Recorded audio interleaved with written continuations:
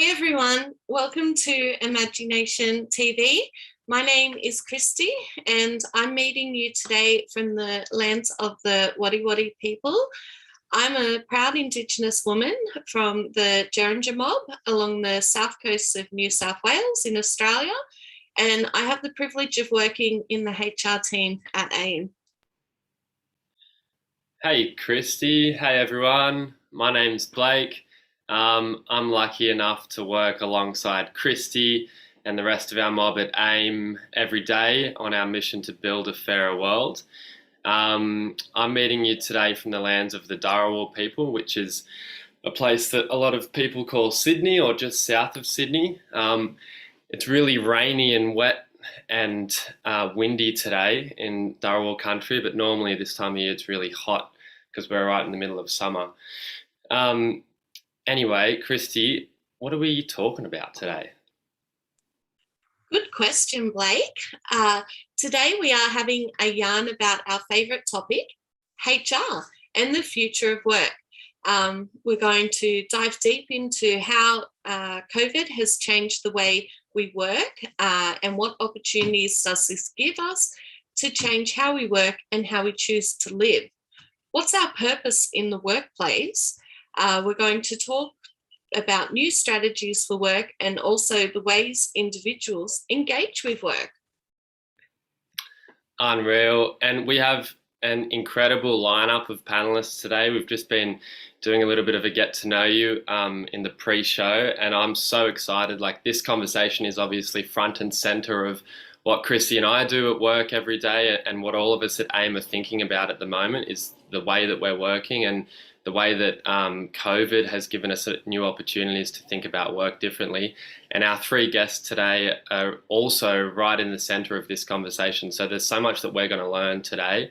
So I think we better jump straight into the conversation. What we might do for a little bit of a warm up is, Dean, I'll pass to you first. And if you can give us a little bit of an introduction to who you are, where you're from, and how your work is intertwined with this conversation.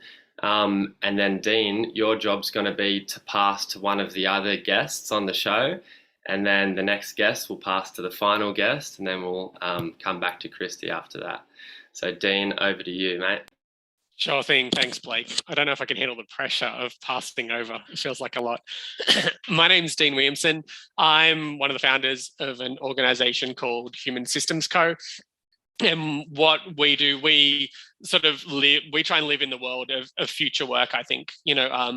We think a lot about people-centered work. So we think about an organization as a way of organizing mainly people to get work done.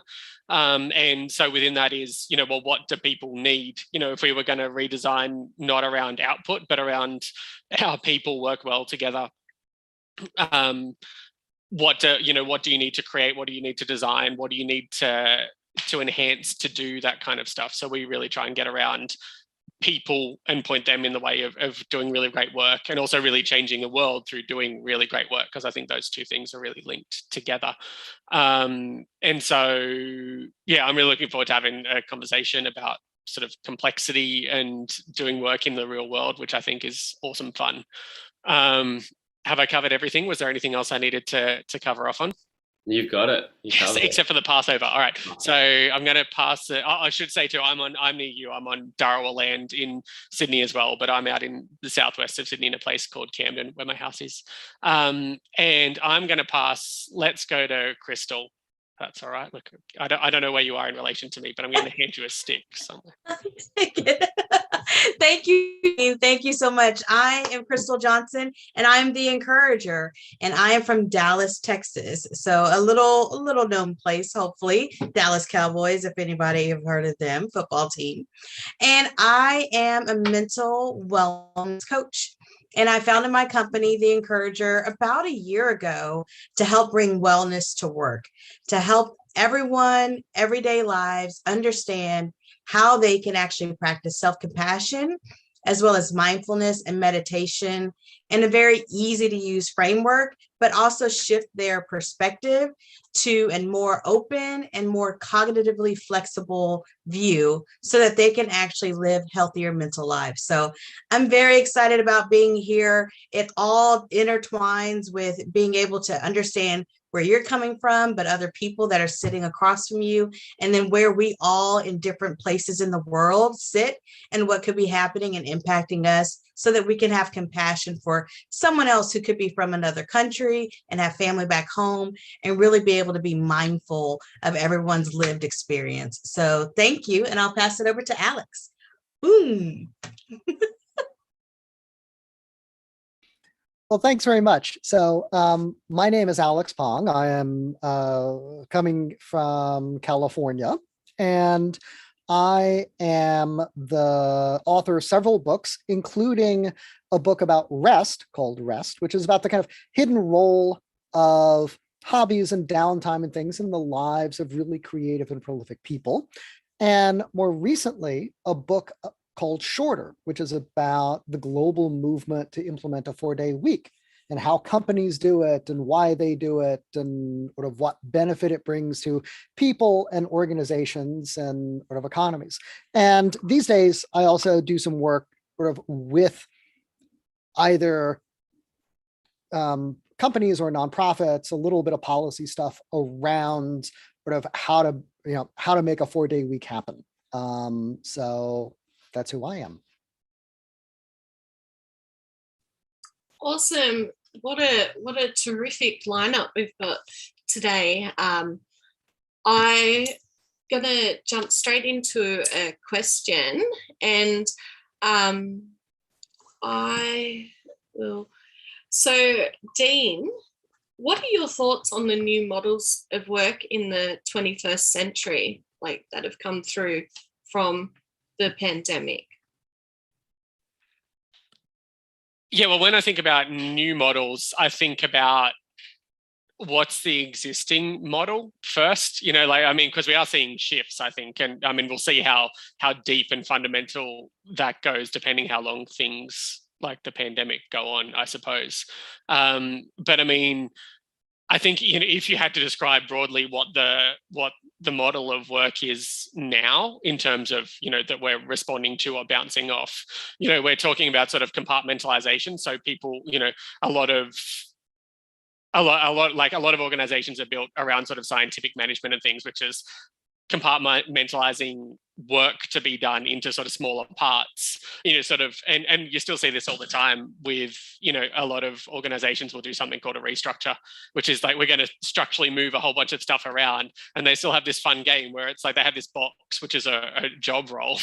And it's like, well, that there is 38 hours or 35 hours or 40 hours or whatever the job is. It's like, well, there's that box. It's a person, it's 40 hours a week. And therefore that's how that works. And so this idea of sort of how, that came out of production lines, which is how you break work down into all these little parts and someone focuses on that one little part. And I think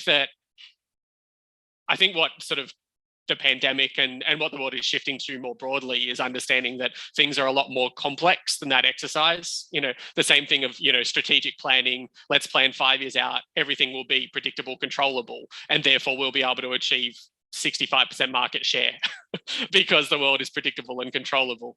I think we're seeing a greater sort of move towards complexity consciousness, which is that, it's like we could have done strategic planning literally 2 years ago right now. And it's like, that would have been out the window within the next month, so I think that the world of work is getting more complexity conscious in all of the thing that means. And there's some nested stuff within that. There's the idea of panicky, which is scale, which is tiny little bits and how they sort of collapse down from really large, sort of things. And so, the idea of wellness at work and how an individual shows up at work, what they bring with them, but then also how that impacts like team function and how a team therefore works well with a whole bunch of, if you've got a team of 4, you've got 4 people who are like that. How do they optimize and work really well together? And then how does an organization embrace the way they work in its ways of working and all the rest? So I think that hopefully, and I think I'm seeing this more, we're getting organizations that are inherently more able to deal with the complexity of people because they haven't been good at that, and the complexity of the world and understanding things like rest and what people actually need to function really, really well and all the rest. So true. And Crystal, did you want to dive a bit deeper into the wellness impact with that? Yeah, most definitely. Great point, Dean. Right. We're seeing a shift, number one, I believe, with the way we work, just working in an office and then working home, right? There's that first complexity. Before, I remember even as an employee myself, can I work from home? Frowned upon, right? And then overnight, how in an organization of thousands of people can sign on and work in a week's time because it was necessary to keep business going. And so I think that was the first change in a lot of employees' mindset of, wait a minute, we couldn't do this. And now you are equipping me to do this for your business, profit and to keep going. And then at that point in time, once you're home and there's no escape, right? You're home and then you turn around and it's Control-Alt-Delete and it's your family and you're right up there. So there's no longer a ride home. There's no longer a decompression. It's on site. You're right there and it's right in front of you, and you wake up and work is right in front of you. And for some people, even on my team, work and bed was in the same room, right? And so that creates a larger, complexity to how do I detach? How do I find space? How do I find myself? And even some people's families merge just to stay afloat because they were impacted with, the labor shortage and being, taken away from work. So for me, when I think about wellness at work, we're definitely thankful to the Gen Z and the millennials that are really standing up for their right to have this more well-balanced work-life balance.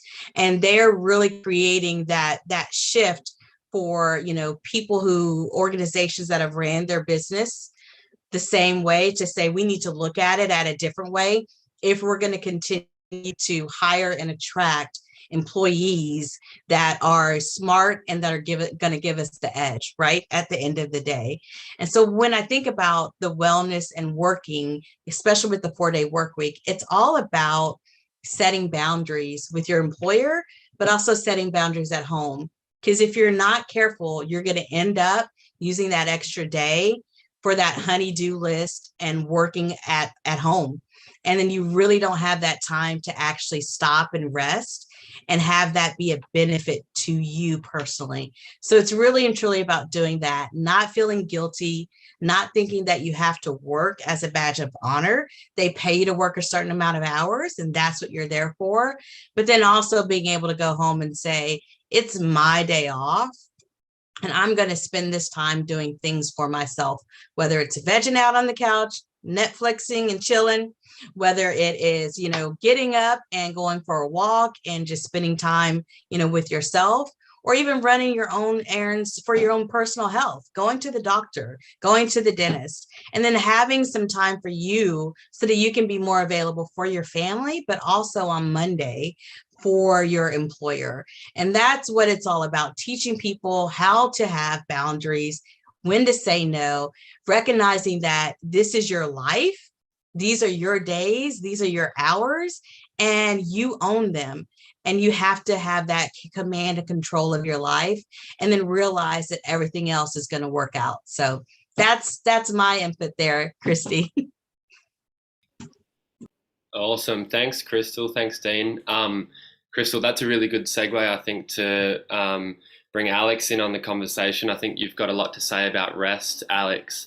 Why do you think it's so hard for us to switch off? And what, I think Crystal was just touching on a lot of the added challenges that the pandemic has given us, with like working from home and not having that time as you commute home from work to, rejoin your family. So what do we need to do as organizations and as individuals to reap the benefits of resting so that we're better at work and we're better at what we do? That's a great question. And I think that the companies that have moved to 4-day weeks sort of before and during the pandemic teach us a couple things about these issues.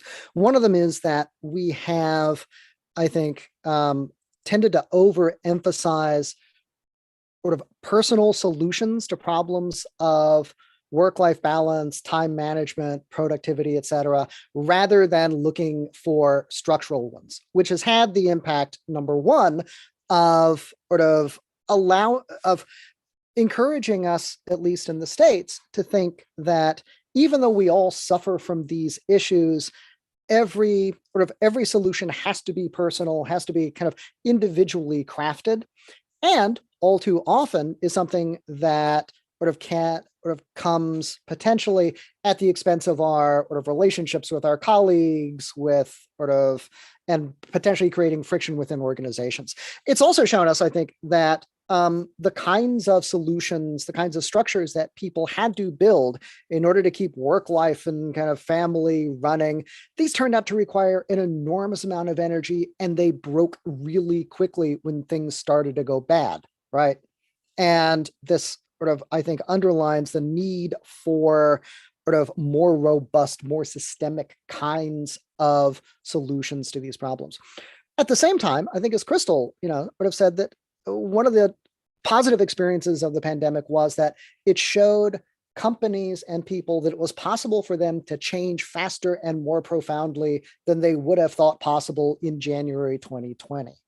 And the question now then becomes, now that the pandemic has created, I think, this desire to change the way that we work and the way that we spend time, that it has also made many of us skeptical of excuses to keep the status quo and to just go back to the way things were, because it turns out that business as usual actually didn't work very well for a lot of people. That the question is, how can we change work now to make it more meaningful and to have more time for what matters? And the 4-day week, I think, is one of a number of ways that companies are trying to figure this out. And so I think that the desire to find these kinds of solutions is not going to go away, and I think is only going to add to the number of organizations and places experimenting with things like shorter hours for everybody, right? Solutions that work for everyone, that turn what have been kind of zero-sum solutions into collective win-wins, and that emphasize kind of collective action rather than individual action.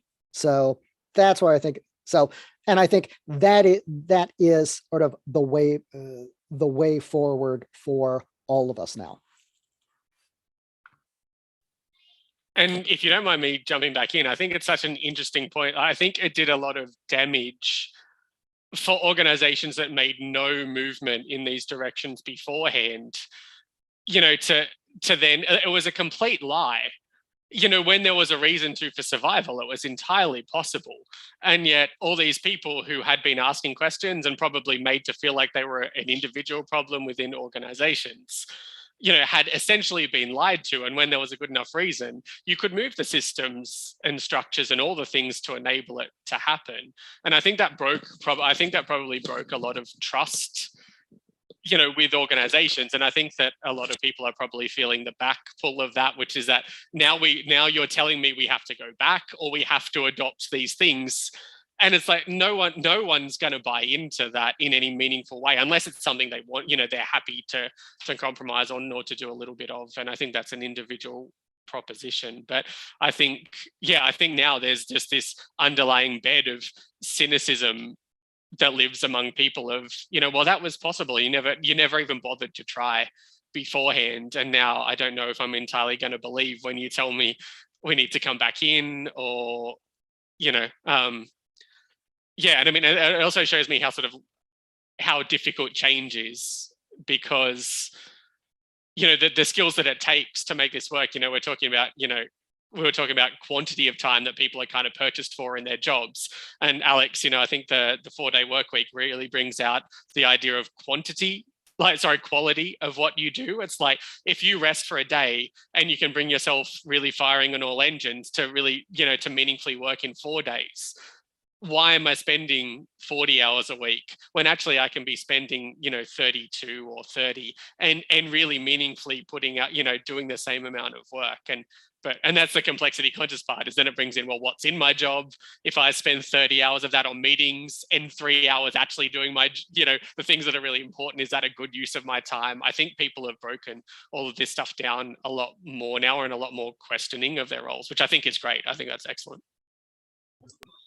Yeah, I definitely agree with you on that last point as well. I think the 4-day work week will help organizations as a whole. When you kind of think that you're overwhelmed and you have a lot going on and you have to do so many things, when you really just tie it down to how much time do I have and prioritizing, it forces that prioritization across the board, so that there isn't anyone doing just meaningless work that is meaningful for a certain small period of time and then it gets scrapped. I don't know about you, but I've project for 3 months, 6 months, and then it's like, yeah, never mind.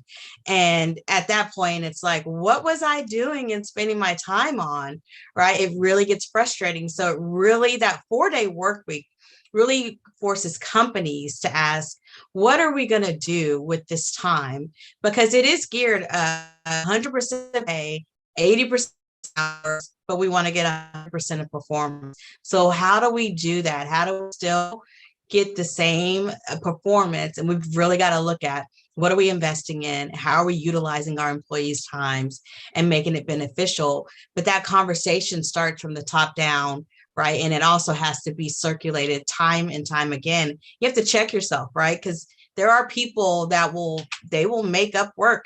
People like to make work up for no reason. And so you really have to ask hard questions. And that's what mental health is about, right?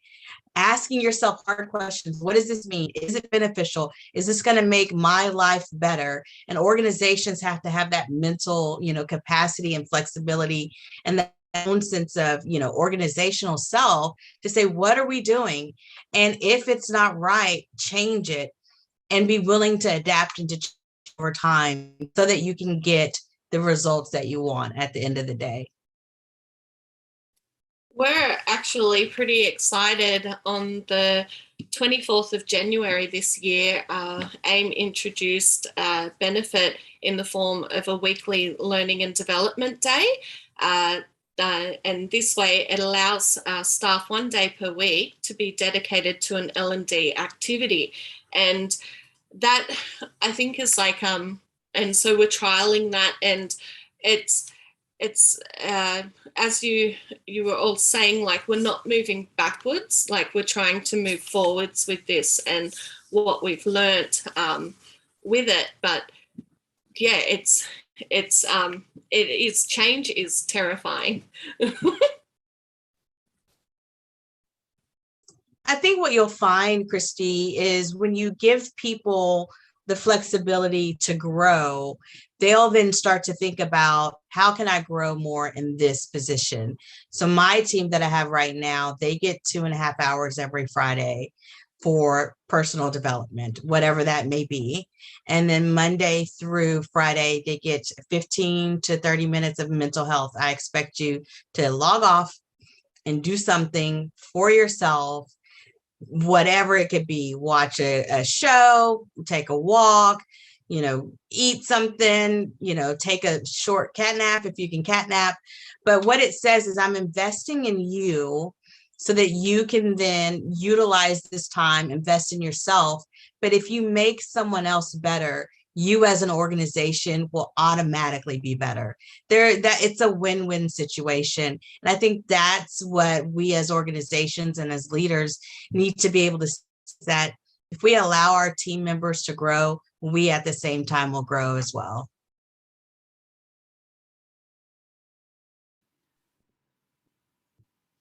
And I think, just quickly. And I think for me, one of the frustrations that we hear in sort of orgs that we start working with is, I don't have time for all of these things. And so much of the work is built around output.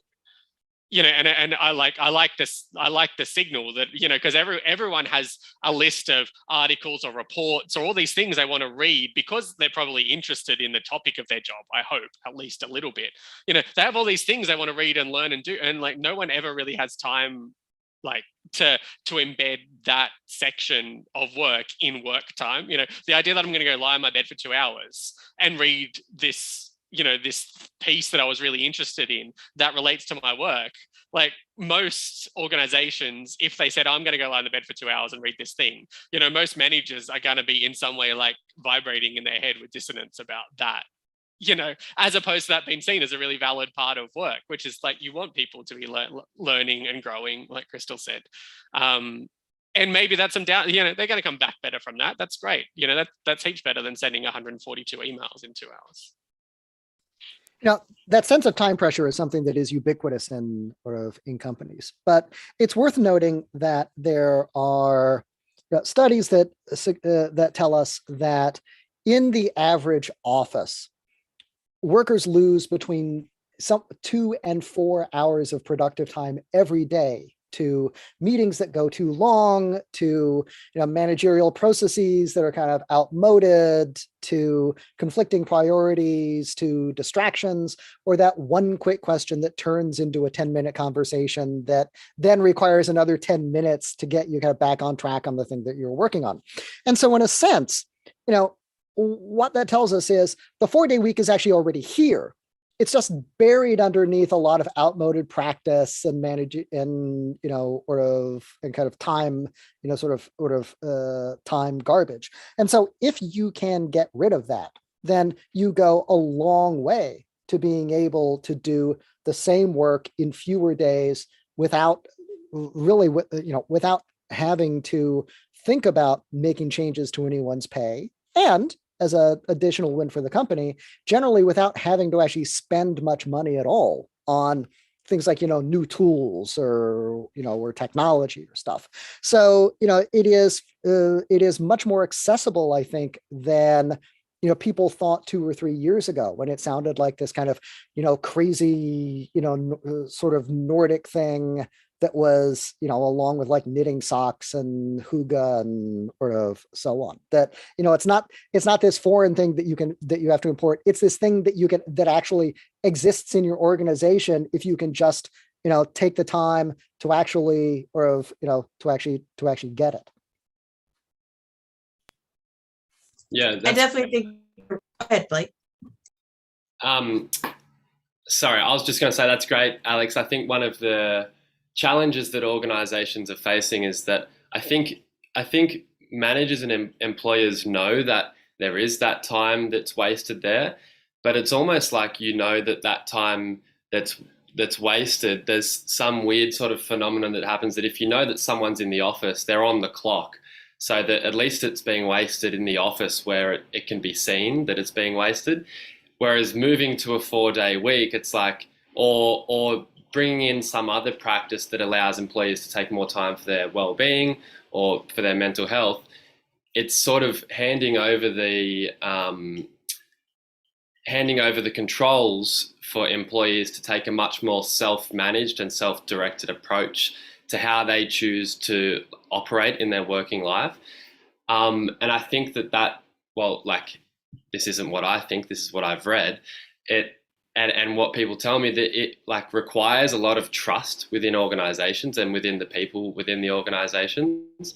So I'm wondering how do we develop enough trust between employees and between organizations so that we can sort of do this in the right way, so that we're balancing everything properly, so that people can take the time to have a self-managed approach to how they take their rest and then how they do their work. Alex, did you have anything on that? Sure. Okay. So first off, this tends to happen in places that have a pretty fair degree of trust already, right? Companies that are, that already are investing in wellness, they've got various other sorts of initiatives going. But I think they also recognize that even in relatively small places, the boss doesn't know everybody's job well enough to micromanage everybody to be 20% more effective. really what you've got to do is give people the power to experiment, to fail, to learn quickly from sort of failures, to iterate, and then to move forward. To do that individually and also to do it together, because it turns out that we are each other's best enablers or biggest distractors when it comes to time in the office. And so I think it's absolutely the case that it does require a degree of an often unusual degree of trust in your employees. I think that there are ways in the planning process for a 4-day week, for example, that you can begin to build that if you need to do so. That can help you both do the work of identifying what might go wrong, how you deal with this contingency and that contingency, doing the kind of usual business scenario kinds of stuff. But in the course of doing that, you also then can begin, I think, to allay people's fears that this isn't going to work or that clients will hate it.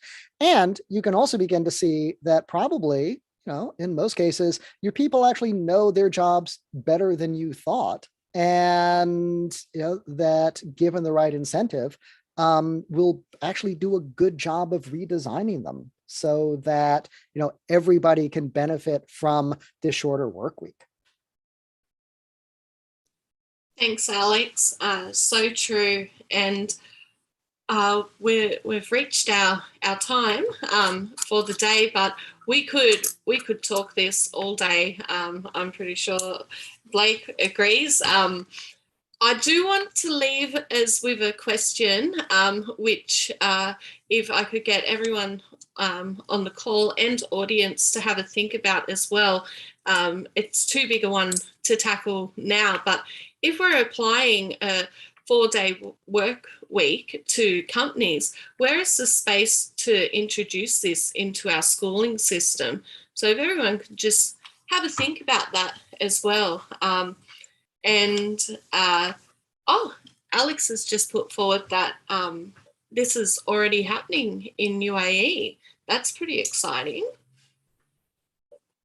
And so to our guests, thank you for coming on the show and sharing your knowledge. You are HR superheroes to us. We definitely want to catch up with you after the show. And to our audience, if you like what you're hearing and feel it's something you'd like to get involved with, we have an awesome opportunity at the moment called Secondment City. This can be your gateway into the AIM rocket ship. So email me and Blake directly at hr@aimmentoring.com and we'll get you in or have a good chit chat about it. Thanks everybody.